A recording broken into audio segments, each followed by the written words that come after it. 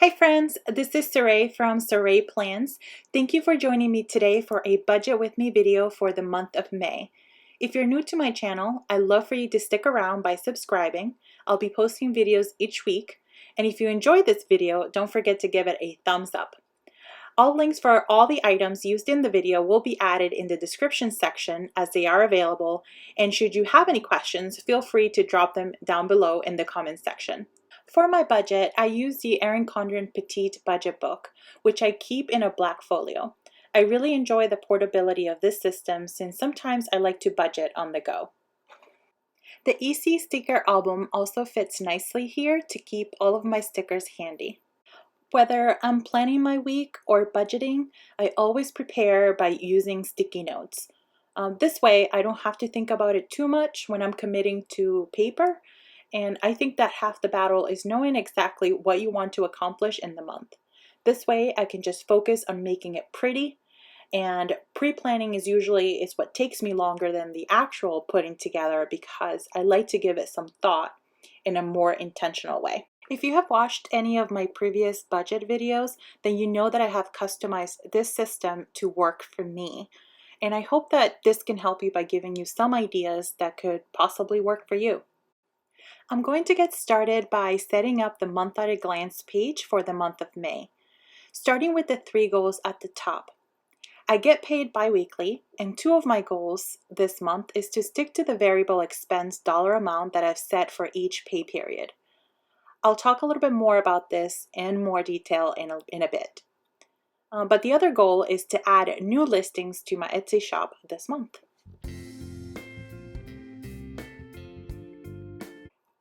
In the upcoming bill section, I list all of the upcoming bills for the month, including any sinking funds due, which I differentiate with a star instead of a checkbox.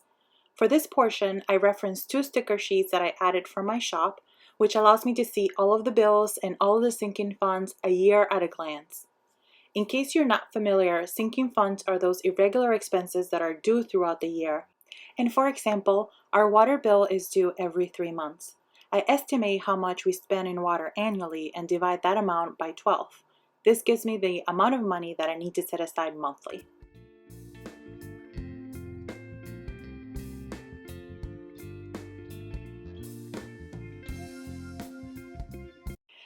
The upcoming purchases section I have been using to list out any special purchases for the month. For example, birthday gifts, special holidays that would require some additional spending, that sort of thing. There are quite a few for us here this month, including Mother's Day here in the US. This year, it may be a little bit different since we are still observing social distancing guidelines, but I still want to get some gifts and flowers for my family, especially since we'll probably not be able to celebrate together like we normally do. I've been loving this CONDREN stencil so much lately. I've been using it so much in my journal and my planners. I've had some questions around how do I make it work since others have said they have found it a little bit challenging to work with. So I'll share more details on how I use it in a future video.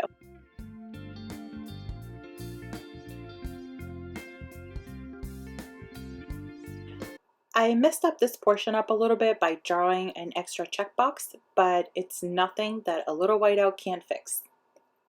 I used the small calendar on the bottom left here to track my no spend days for the month, and on the dated calendar on the right I have circled paydays, and I'll be using some clear round dot stickers for holidays. This is super helpful here because this book is undated. The stars I use to rate myself at the end of the month on how I did against my budget goals. I haven't been using these consistently, but it's time to go back for sure. Moving on to the budget page, this is where I list all of the expenses of the month by bill or by category. Many of the categories here are not applicable to our family now, so I use the custom labels to indicate our expenses and our bills, and the blank ones I use to cover the non-applicable ones to us. I used to leave them blank or leave them as they are before, but I'm going to try it this way to see how I like it. I think it just looks simpler with just what is applicable to us.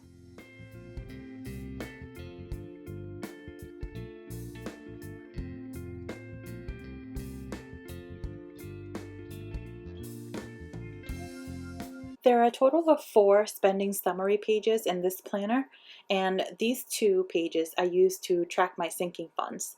I track sinking funds by pay period, so I'm using the page flags to indicate which pay period is each page. I've modified the page by adding a header at the top and listing the sinking funds at the top half of the page. I use the remaining space to track any additions or any subtractions during that pay period. So it looks much like a check register. And then I carry that new balance to the next page if necessary.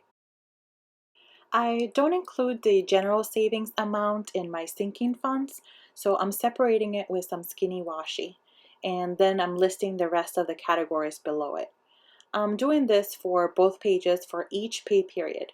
For 424, I will add up the totals and indicate the final balance, but I'm going to go ahead and hold off on doing that until the next pay period in case I do need to tap into the funds, since that will cause the balance to be carried over.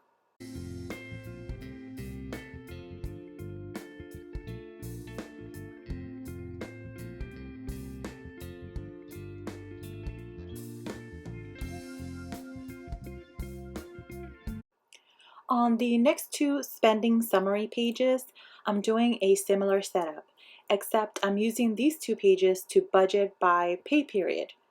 On one page, I list all of the bills that will be paid with the income from that time frame, and in the other page, I list the bills to be paid with that next pay period.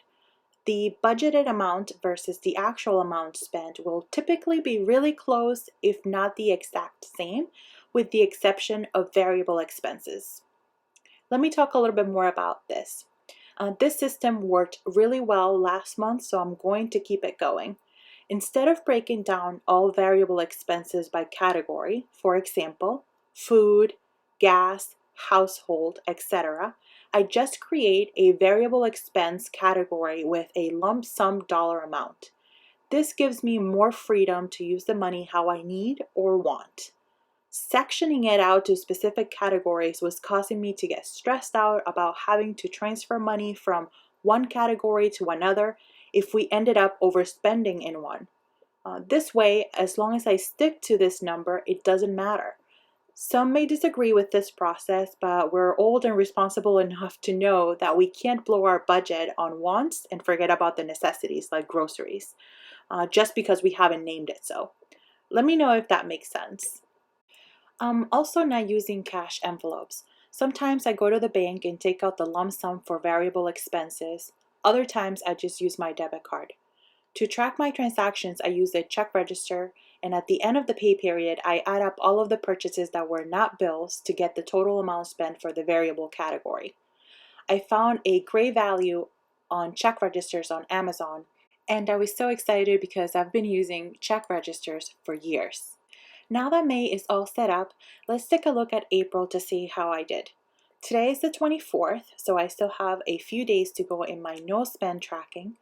I also have some additions and subtractions to sinking funds, so this gives you a better idea on how I use the bottom half of the page. And I came in right on target with the variable expense category, so I'm calling it a win. Thank you so much for joining me today. I'll see you next time.